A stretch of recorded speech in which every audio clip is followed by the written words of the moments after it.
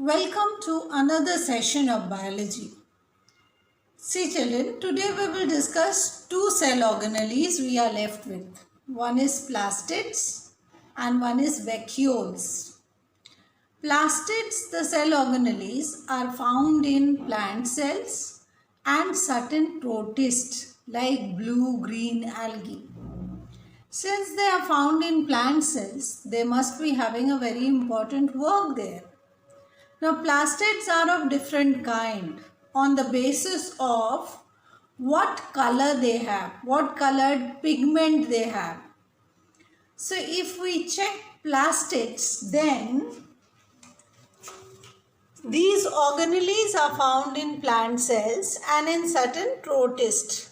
Plastids of higher plant exist in variety of forms and have wide range of structure and function. Leucoplast, colorless plastids. Chromoplast, colored plastids.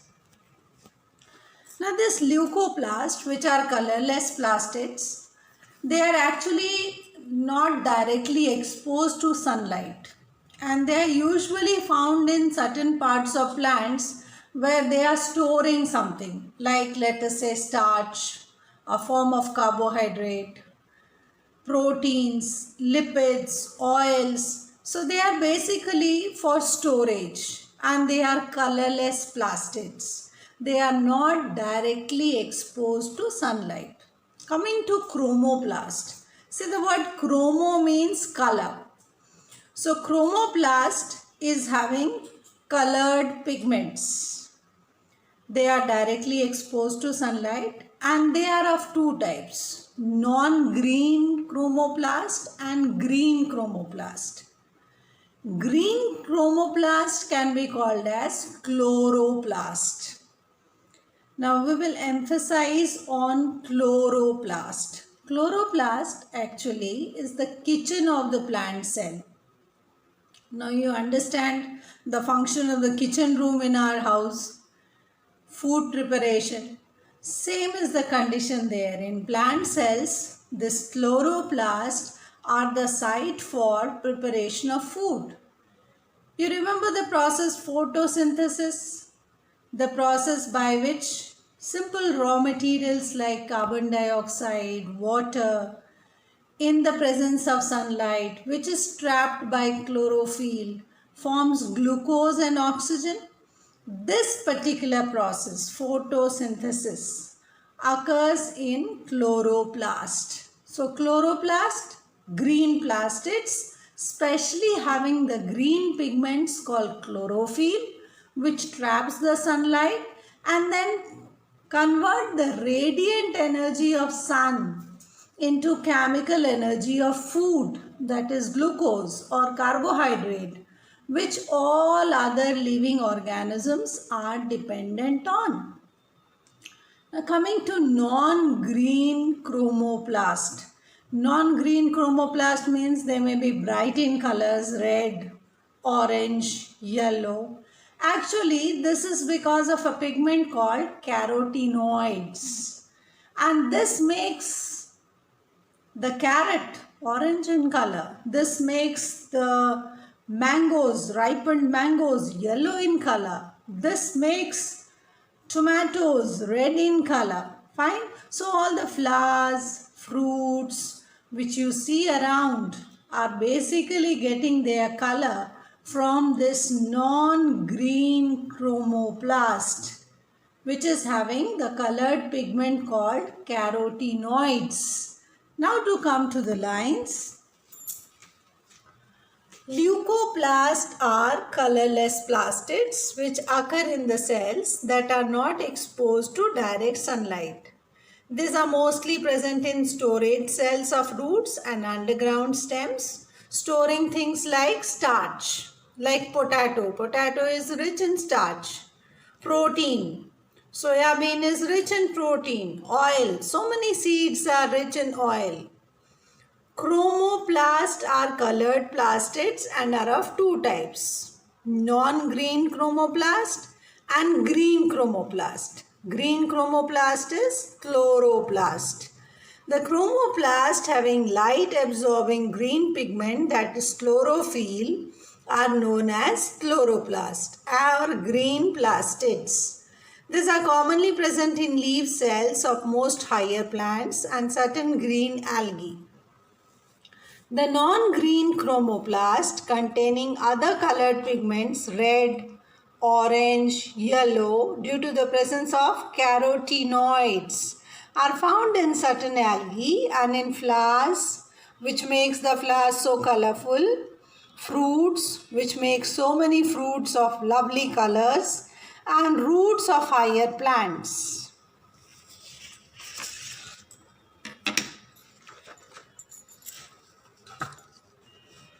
Now coming to the structure of chloroplast, which you all should draw in your copy. See, chloroplast is kitchen of the cell. As I told you, food preparation by the process called photosynthesis is taking place there. It's actually a double membranous structure as we found in mitochondria, the outer membrane and inner membrane.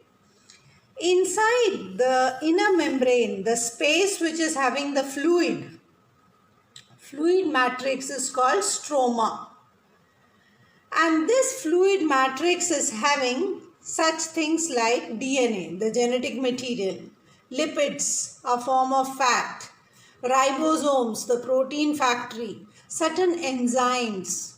Now once again emphasizing, these chloroplast is again semi-autonomous organelle. You remember mitochondria were called as semi-autonomous, semi-half, autonomous, freedom.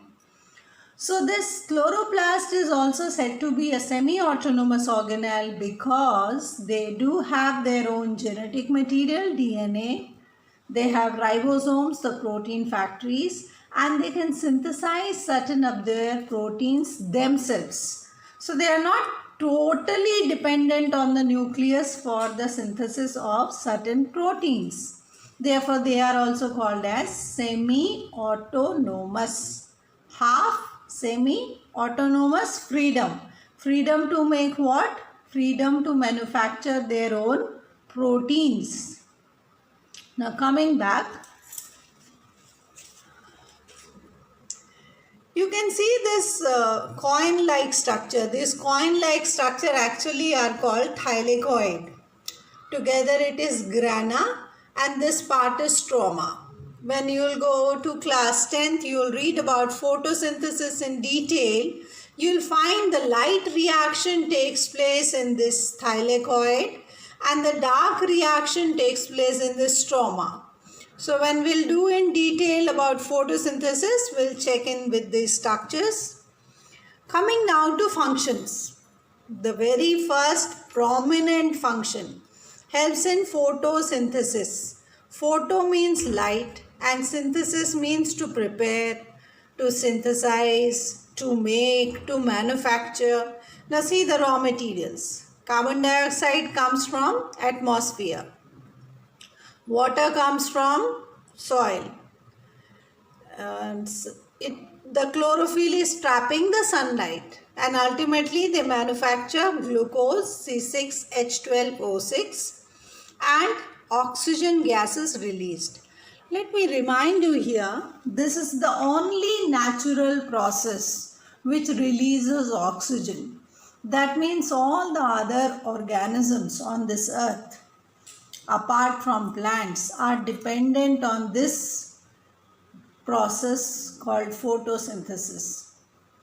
Because we are inhaling oxygen and we are surviving because of that. So we should be thankful to plants that they manufacture oxygen through this process called photosynthesis. Second point, leucoplast. They store food, which is very important. Starch in potatoes, oils in so many seeds, proteins in so many material, especially pulses, soya bean. Chromoplast imparts various colors which help in pollination, seed dispersal. See how pollination. Chromoplast gives colors. Now flowers are brightly colored. For why they are brightly colored? so that they can attract the pollinating agent. You have read about pollination, transfer of pollen grains from anther to stigma. Insects are the best pollinators. So they are attracted. Suppose China rose, brightly red colored. Now that red colored big China rose will attract the insects. The insects will come hovering over it, collect the nectar. In the process will help in pollination. Transfer of pollen grains from anther to stigma. So this brightly colored flowers are being helped in the process called pollination through chromoplast. Then fruits, brightly colored. Many birds you will find they peck on the fruits and then they may carry the seeds in their mouth to different places. This will be called as seed dispersal. So this brightly colored fruits, this brightly colored flowers are being helped in the process called pollination, in the process called seed dispersal.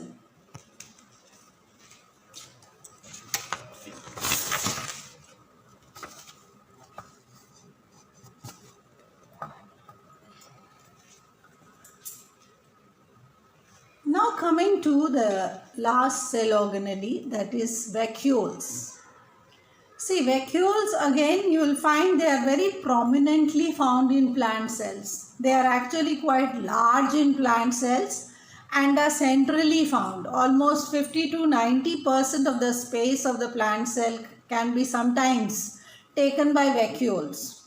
Therefore, you will find, you have read in class 8th also, that the nucleus is peripherally positioned.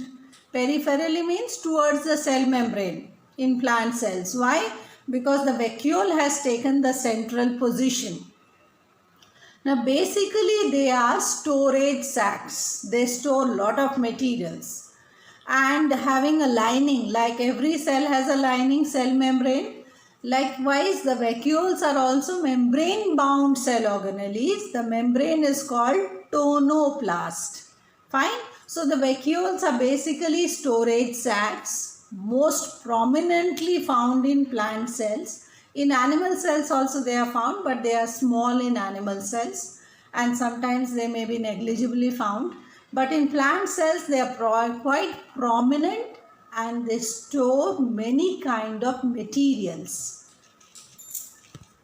Vacuoles. They are storage sacs for solid or liquid contents bounded by a membrane. As I told you, the membrane is tonoplast.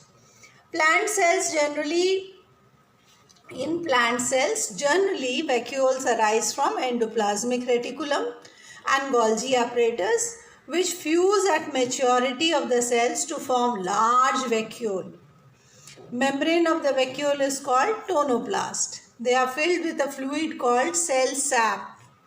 This consists of water, minerals, sugar, amino acid, gases, proteins, organic acids. The central vacuole in some plant cells occupy 50 to 90% of the cell volume. Therefore, the nucleus and other cell organelles are pushed to the sides or the periphery in plant cells.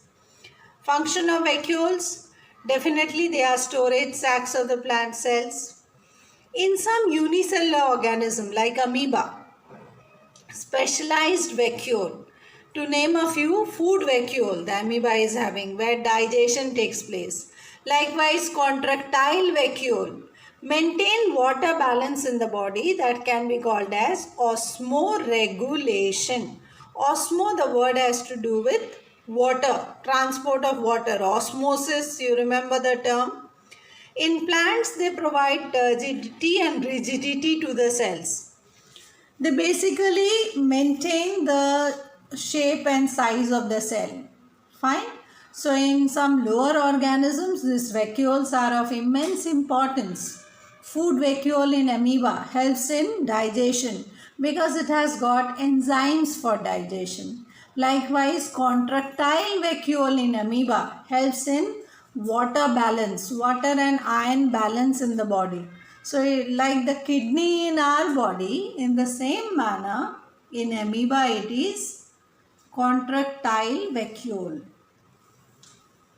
So we have covered plastids and vacuoles today. Thank you.